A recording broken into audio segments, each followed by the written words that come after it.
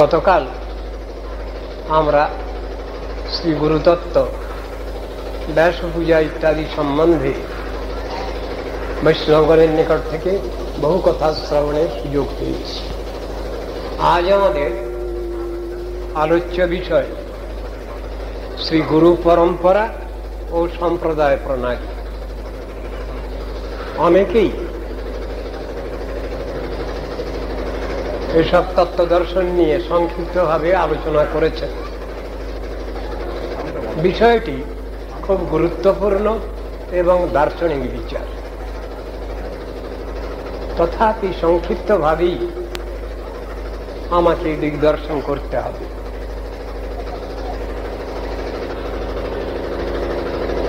গুরু সম্প্রদায়,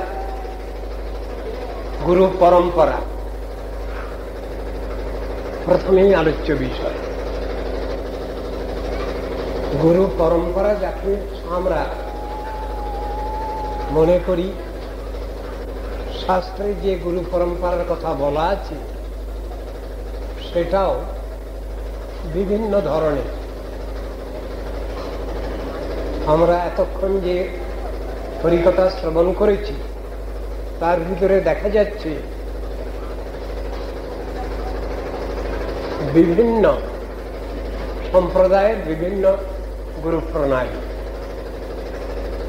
আমাদের আলোচ্য বিষয়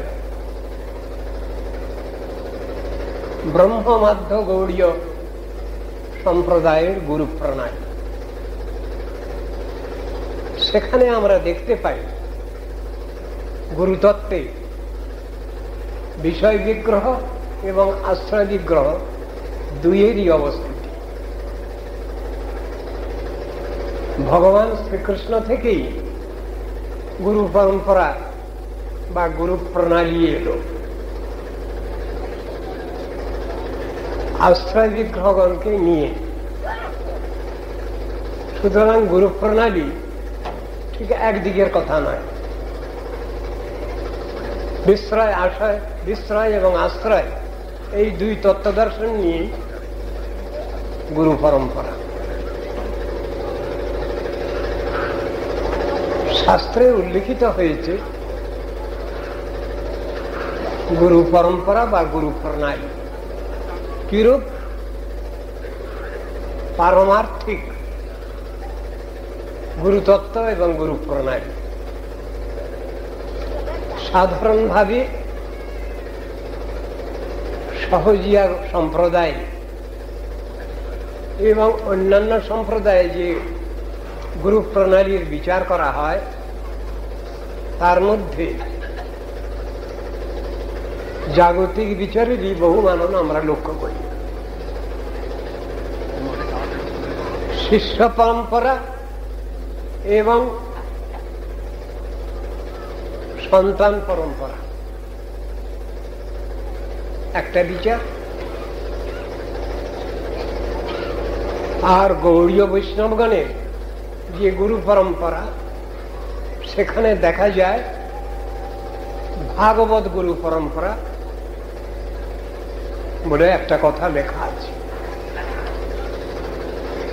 গুরু পরম্পরা এবং ভাগবত গুরু পরম্পরা, এতে তাহলে পার্থক্য কি বা বৈশিষ্ট্য কি?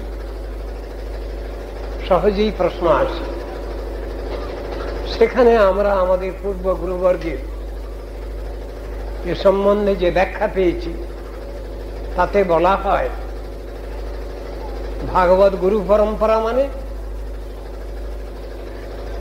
অমুকের শিষ্য অমুক, অমুকের শিষ্য অমুক, ঠিক এমন জিনিসটা নয়। এমন যদি বিচার দেখাতে হয় তাহলে তো হাজারো হাজারো গুরু রয়েছেন আমাদের। সেই জন্য সেখানে বেছে বেছে গুরুতত্ত্বের মধ্যে যাদের আনা হয়েছে তারা ঠিক একই লাইনের লোক, একই চিন্তা বিশিষ্ট। তারা সবই সজাতীয় স্বয়স্নিগ্ধ। সেই ব্যাখ্যা দেওয়া হয়েছে ভাগবত গুরু পরম্পরার মধ্যে।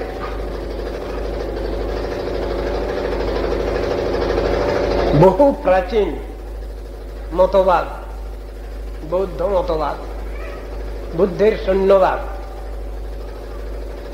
তারপরেই আমরা দেখছি সেই শূন্যবাদকে খণ্ডন করছেন শঙ্করাচার্য। তিনি বুদ্ধেরই শূন্যবাদের উপরেই ব্রহ্মবাদ স্থাপন করেছেন। কিন্তু সেই ব্রহ্মবাদ নিরাকার, নির্বিশেষ, শুধু নামটা বদলানো হয়েছে।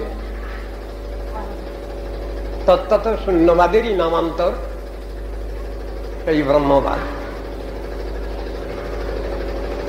কেন তিনি করলেন এটা? শঙ্করাচার্য যিনি, তার পরিচয় আমরা পাচ্ছি শঙ্কর সাক্ষাৎ ব্যাস নারায়ণস্তথা। যিনি শঙ্করাচার্য রূপে এসেছেন জগতে মায়াবাদ প্রচার করতে, তিনি নিজের ইচ্ছায় আসেননি, ভগবৎ আদেশে তিনি এসেছেন। এসে নির্বিশেষবাদ, মায়াবাদ প্রচার করেছেন বা ব্রহ্মবাদ প্রচার করেছেন। তত্ত্ববস্তু তিনি স্বয়ং শিব, ভক্ত তত্ত্ব, বৈষ্ণব তত্ত্ব, বৈষ্ণব শ্রেষ্ঠ তত্ত্ব, এই কথাই আমরা পাচ্ছি। বিষয় বিগ্রহ শ্রীকৃষ্ণের পরেই দেওয়া হচ্ছে ব্রহ্মা, তারপরেই দেওয়া হয়েছে নারদ ঋষি, তারপরেই দেওয়া হয়েছে বাদরায়ণ ঋষি, কৃষ্ণদ্বৈপায়ন বেদব্যাস। শ্রীকৃষ্ণ ব্রহ্মদেবর্ষি বাদরায়ণ সঙ্গকান, শ্রীমধ্য শ্রীপদ্মনাভ শ্রীমন্দ্রী হরি মাধবান। এই আমাদের গুরু পরম্পরা, ব্রহ্ম মাধ্য গৌড়ীয় সম্প্রদায়, এটা আমাদের সম্প্রদায়ের পরিচয়। ব্রহ্মাকে পেলাম, মধ্যাচার্যের কথা এলো তারপরে। কেন মধ্যাচার্যের কথা এলো? আস্তিক্যবাদের পূর্ণ দর্শন প্রচার করেছেন তিনি। শঙ্করের ব্রহ্মবাদ খণ্ডন করেছেন বৈষ্ণবাচার্যবর্গ। সেখানকার হিসাবে আমরা দেখছি সম্প্রদায় প্রণালীর মধ্যে এই সম্প্রদায়ের অনুগত যদি কেউ নন, তার শিক্ষা দীক্ষা সবই কিছু বিফল। পদ্মপুরাণ জিনিসটা ব্যাখ্যা করছেন, সম্প্রদায় বিহীনা যে মন্ত্রাস্তে বিফলা মতা।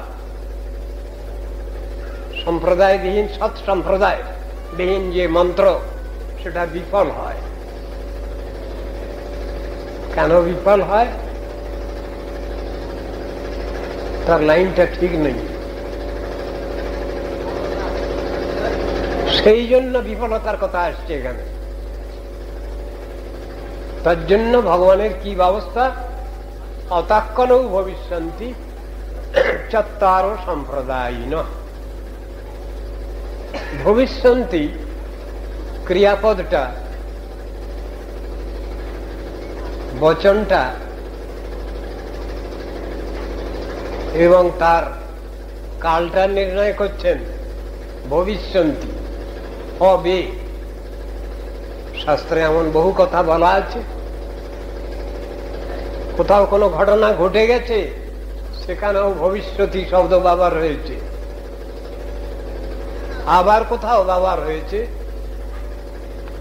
লিট, ঐতিহাসিক বর্তমান কাল। সমস্ত শাস্ত্রের ভিতরে এমন ব্যবহার আছে। নিত্য বর্তমান কাল যেমন, তেমনি ঐতিহাসিক যে বর্তমান সেটাও ওই রকম। চিরদিন পূর্বে ছিল, বর্তমানে আছে, পরেও থাকবে, এমন কথাটা বুঝাবার জন্য এগুলো ব্যবহার হয়েছে, ভবিষ্যন্তি। কিন্তু সেসব আচার্যগণের আবির্ভাব হয়েছে যারা সনাতন বৈষ্ণব ধর্ম রক্ষা করবেন। তাদের কথা তো শাস্ত্রেই লেখা আছে। কোন মানুষ কিছু কল্পনা করে তো এগুলো লেখেনি। ভগবদ আদেশ, ভগবানের বাণী, সেই হিসাবে গুরুবর্গ তারা আত্মপ্রকাশ করেছেন ভগবদ ইচ্ছাক্রমে। সেখানে দেখা যাচ্ছে অতঃকলৌ ভবিষ্যন্তি চত্বার সম্প্রদায়িন। আমরা এই কলিকালে 4 সৎ সম্প্রদায় লক্ষ্য করছি। শ্রী ব্রহ্ম রুদ্র সনকা বৈষ্ণবা ক্ষিতি পাবনা চত্বারস্তে করৌ ভাব্য ঝুৎকলে পুরুষোত্তম। এই 4 আচার্যবর্গ এসেছেন। এরা কম বেশি সকলেই মায়াবাদ, নির্বিশেষবাদ, ব্রহ্মবাদ খণ্ডন করেছেন। শিব ঠাকুর পরম বৈষ্ণব, তারপরেই আদেশ হয়েছিল ভগবানের, আমার ভক্তগণকে কষ্ট দিচ্ছে নরেশ্বরবাদী, শূন্যবাদী, বভীশ্বরবাদী, জীব ব্রহ্মৈকবাদী, এরা সবাই আমার ভক্তগণকে কষ্ট দিচ্ছে উল্টো পাল্টা কথাগুলো বলে। তুমি এদের মোহিত করো। ভগবানের আদেশ। কিন্তু শিব ঠাকুর স্বয়ং বৈষ্ণব শ্রেষ্ঠ, তিনি ভগবানের বিরুদ্ধ কথা কি করে বলবেন? অনেক কান্নাকাটি। ভগবান বললেন, ওসব কথা চলবে না, তোমার আমার নির্দেশ তোমাকে পালন করতেই হবে, এ সম্বন্ধে তুমি উপযুক্ত ব্যক্তি।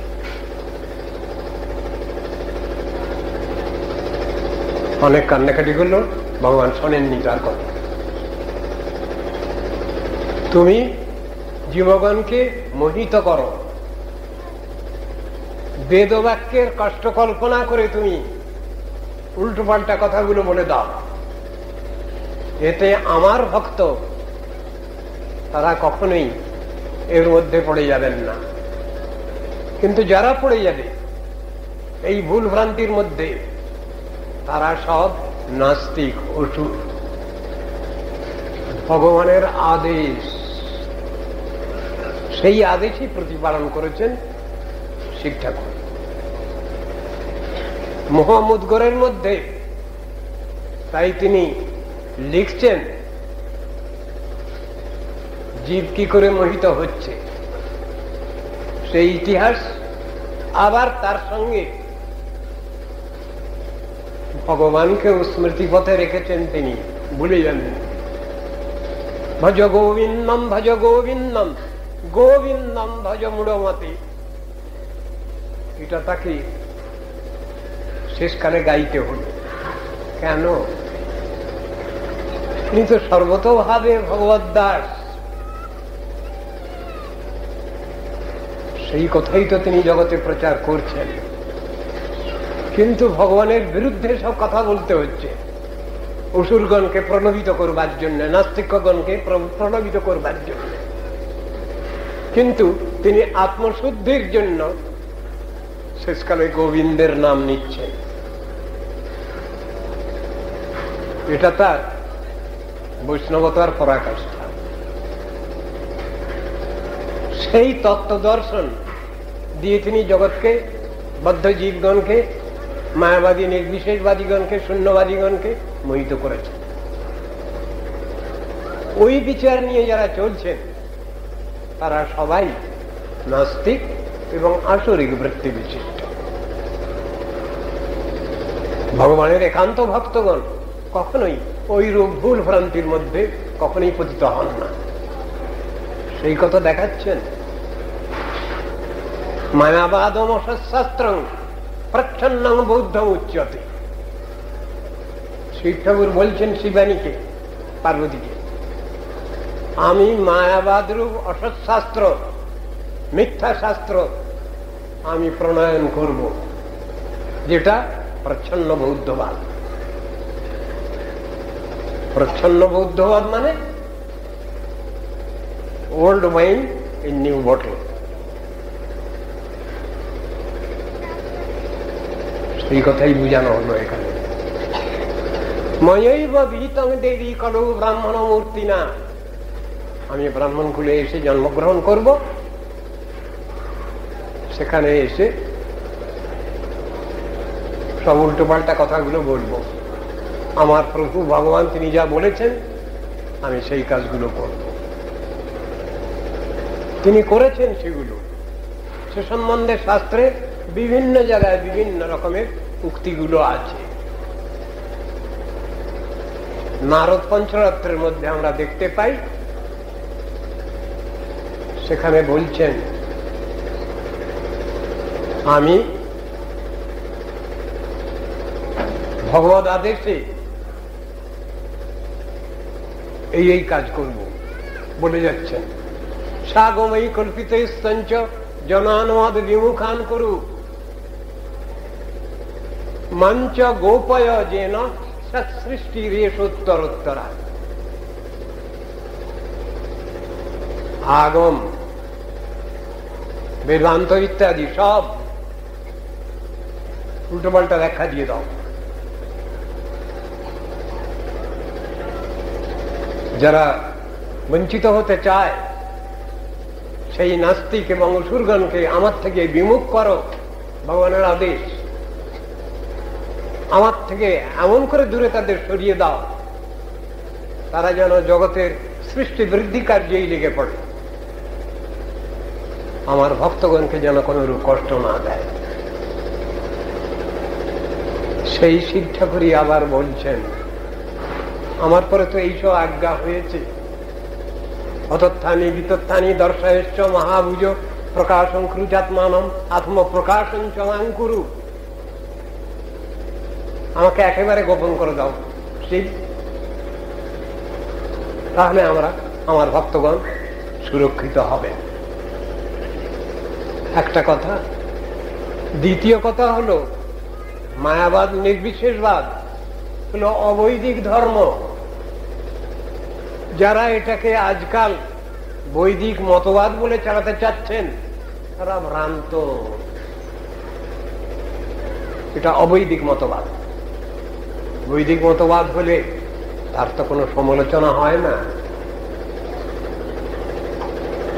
সে সম্বন্ধেও শাস্ত্রাদিতে অনেক প্রমাণ রয়েছে, যেখানে বলছেন মায়াবাদম অবৈদিকম। মায়াবাদ হল অবৈদিক মতবাদ।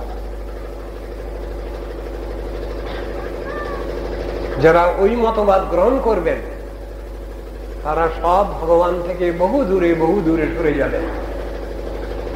ঈশ্বরের সান্নিধ্য লাভ করবার কোনো উপায় তাদের নাই। যারা ভগবৎ স্বরূপকে অস্বীকার করেন, তার নাম রূপ গুণ লীলা পরিকর সবটাকে অস্বীকার করেন যারা, তারা তো বঞ্চিত, ভগবান থেকে বহু দূরে অবস্থিত। সে কথা বলা হচ্ছে এখানে। তাই এই যে চার সম্প্রদায়, সৎ সম্প্রদায় আচার্য এলেন চারজন, এদের সম্বন্ধে বলা হলো রামানুজং শ্রী শ্রীচক্রে। শ্রী লক্ষ্মী দেবী তিনি রামানুজকে তার সম্প্রদায় প্রবর্তক আচার্য বলে মেনে নিলেন। মধ্যাচার্য চতুর্মুখ, চতুর্মুখ ব্রহ্মা, তিনি মধ্যাচার্যকে তার সম্প্রদায় প্রবর্তক আচার্য বলে মানলেন। শ্রী বিষ্ণু স্বামী নং রুদ্র, শিব ঠাকুর তিনি তার সম্প্রদায় প্রবর্তক আচার্য বলে মেনে নিলেন বিষ্ণুর স্বামীকে, নিম্বাদিত্যং চতুর্শনা, এবং চতুর্শন মানে সনক, সনন্দন, সনাতন, সনত কুমার, এরা মেনে নিলেন নিম্বাদিত্যকে তার সম্প্রদায় প্রবর্তক আচার্য বলে। তো এরা সবাই শূন্যবাদ, মায়াবাদ, নির্বিশেষবাদ, যত নাস্তিক্যবাদ আছে তার খণ্ডন করে গেছেন এরা। সুতরাং তত্ত্বদর্শনটা এরা প্রকাশ করেছেন, ভগবানের স্বরূপ, বিষয়, আশ্রয়, এসব তত্ত্বদর্শন তারা প্রতিষ্ঠা করেছেন। সম্বন্ধ, অভিধেয়, প্রয়োজন, এই ত্রিবিধ তত্ত্ব তারা স্থাপন করেছেন। বৈষ্ণবাচার্য বর্গের প্রতি এই নির্দেশ ছিল। সেখানে আমরা দেখতে পাই মূল মালিককে বাদ দিয়ে কিছু নয়, তার স্বরূপকে অস্বীকার করে আমাদের কোনো অস্তিত্ব থাকছে না, আমাদেরও অস্তিত্ব বিপন্ন হয়। নাস্তিক, আসুরিক বিচার সম্পন্ন ব্যক্তিগণ তারা কখনোই ভগবানের সৎস্বরূপ কখনোই স্বীকার করেন। এইটাই তাদের দুর্দশার বিষয়। আস্তিক্যবাদী ঋষিগণ, এই আচার্যগণ, এরা সব ভগবানের শ্রীনাম, রূপ, গুণ, লীলা, পরিকর, বৈশিষ্ট্যের কথা আমাদের কাছে জানিয়েছেন। নিত্য, ভগবান নিত্য, তার সেবক নিত্য, তার সেবা নিত্য, সেই কথাই জানিয়েছেন। মায়াবাদী নির্বিশেষবাদীদের মতে জ্ঞান, জ্ঞেয়, জ্ঞাতা, ত্রিকুটি বিনাশের কথা আছে, অর্থাৎ সবাই ব্রহ্ম। তাদের বিচার সোহম, আমি সেই ভগবান, অহং ব্রহ্মাস্মি, আমি ব্রহ্ম। জীব আবার কি করে ব্রহ্ম হবে, এসব তত্ত্বগুলো সব খণ্ডন করেছেন নাস্তিক্যবাদ। শ্রীমদ মধ্বাচার্য একটা জায়গায় বলছেন, তাকে কেন শ্রীমন মহাপ্রভু স্বীকার করলেন? ব্রহ্ম মাধ্য গৌড়ীয় সম্প্রদায়ে মধ্বাচার্যকে কেন বিশেষ করে শ্রীমন মহাপ্রভু মানলেন? তিন আচার্য তো আছেন, শুদ্ধ অদ্বৈতবাদী মানে শুদ্ধাদ্বৈতবাদী, দ্বৈতাদ্বৈতবাদী, রামানুজের বিশিষ্টাদ্বৈতবাদী। এর সমস্ত যতটুকু তত্ত্ব সিদ্ধান্ত নেওয়ার প্রয়োজন সেটুকু নিয়েছেন চৈতন্য মহাপ্রভু। কিন্তু মধ্য সম্প্রদায়কে, মধ্যাচার্যকে সম্প্রদায় প্রবর্তক আচার্য বলে কেন মেনে নিচ্ছেন? মহাপ্রভু উপাস্য উপাসক তত্ত্বের সম্বন্ধ বিচার, নিত্যত্ব, সেই জিনিসটা স্বীকার করেছেন মহাপ্রভু। এটা থেকে তিনি খুশি হয়েছেন। বাস্তব তত্ত্ব দর্শনকে মানতে গেলে যেটা মানতে হবে সেটা মহাপ্রভু খুঁজে পেয়েছেন, চৈতন্য মহাপ্রভু ব্রহ্ম সম্প্রদায় আচার্য শ্রীমন মধ্বাচার্যের মধ্যে। বিশেষ কারণ এই জিনিসটা খুব পরিষ্কার ভাবে কেউ বুঝাতে পারেননি। ভগবত তত্ত্ব এবং জীবতত্ত্বের মধ্যে যে ভেদ এবং অভেদ, শুদ্ধ দ্বৈতবাদ, দ্বৈতবাদের মধ্যে নাস্তিকতা নেই, কিন্তু শুদ্ধ দ্বৈতবাদ, এটা হলো মধ্যাচার্য। মহাপ্রভু খুব খুশি হয়েছে, যেটুকু অসম্পূর্ণতা ছিল সেটি তিনি পূর্ণ করে অচিন্ত ভেদাভেদ সিদ্ধান্ত তিনি প্রকাশ করেছেন, প্রচার করেছেন।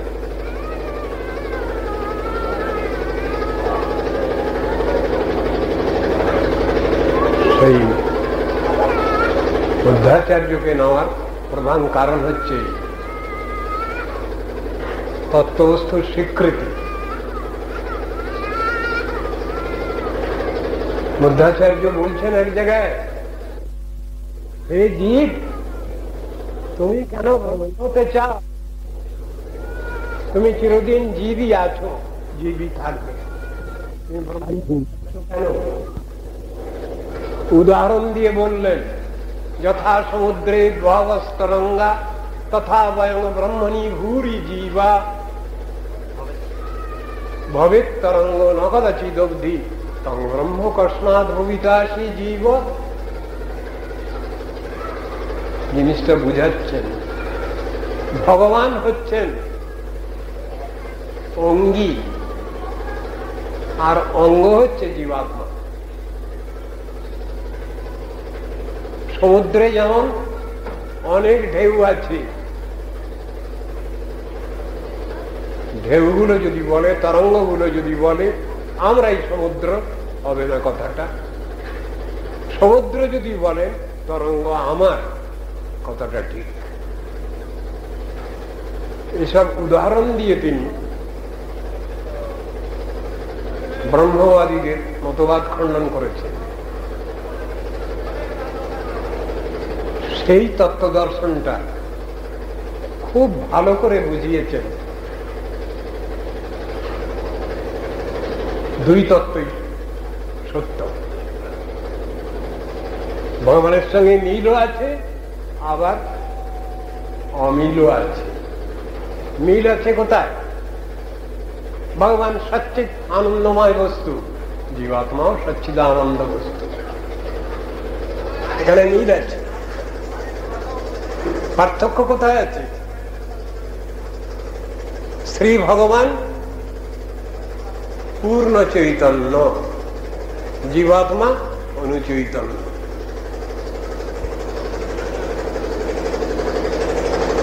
অংশ ও পূর্ণ দুটো কথা, এখানে ভেদ আছে। এখানে ভেদ ও নিত্য, অভেদ ও নিত্য, দুটোই বিচার করেছেন চৈতন্য মহাপ্রভু। এই জন্যই ব্রহ্ম সম্প্রদায়কে স্বীকার করেছেন। আমাদের পরিচয় তাই, আমরা কোন সম্প্রদায়ভুক্ত? ব্রহ্ম মাধ্য গৌড়ীয় সম্প্রদায়ভুক্ত।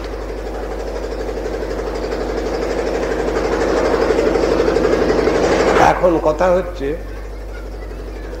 আমরা গুরু পরম্পরার কথা যেটা বিচার করছি, সে সম্বন্ধে শাস্ত্রে বহু জায়গায় কথাগুলো লেখা আছে। পরম্পরা বিষয়ে আমরা সেইটাই অনুসরণ করি। প্রাকৃত জগতে সহজিয়াগণ যে গুরু প্রণালী বলেন, সেটার মধ্যে ফাঁক আছে অনেক। তত্ত্ব দর্শনের মধ্যে ভেদ আছে, অসম্পূর্ণতা আছে। তত্ত্ব দর্শন কাকে বলবো? তত্ত্বজ্ঞান কাকে বলবো? সব্রহ্মবিদ্যা সর্ববিদ্যা প্রতিষ্ঠান অথর্বায় জ্যেষ্ঠ পুত্রায় প্রাহ। ব্রহ্মাজি তিনি তার জ্যেষ্ঠ পুত্রকে অথর্বণকে বললেন ব্রহ্মবিদ্যা। সেই ব্রহ্মবিদ্যা আসছে কোথা থেকে? গুরু পরম্পরা। আমনায় শ্রুতয় সাক্ষাৎ ব্রহ্মবিদ্যেতি যাদি শ্রুত গুরু পরম্পরা প্রাপ্ত বিশ্বকর্তুরি ব্রহ্মণ। গুরু পরম্পরা থেকে আগত, এই কথা বলছি। আমনায় কাকে বলি? গুরু পরম্পরা প্রাপ্ত যে বেদ সংগীতা বাণী তাকেই বলি আমনা। এইভাবে শাস্ত্রে প্রচারিত হয়েছে গুরু প্রণালী, গুরু পরম্পরা। শ্রীমদ গীতা, ভগবদ গীতা যখন আমরা আলোচনা করি সেখানেও এই প্রণালীর কথা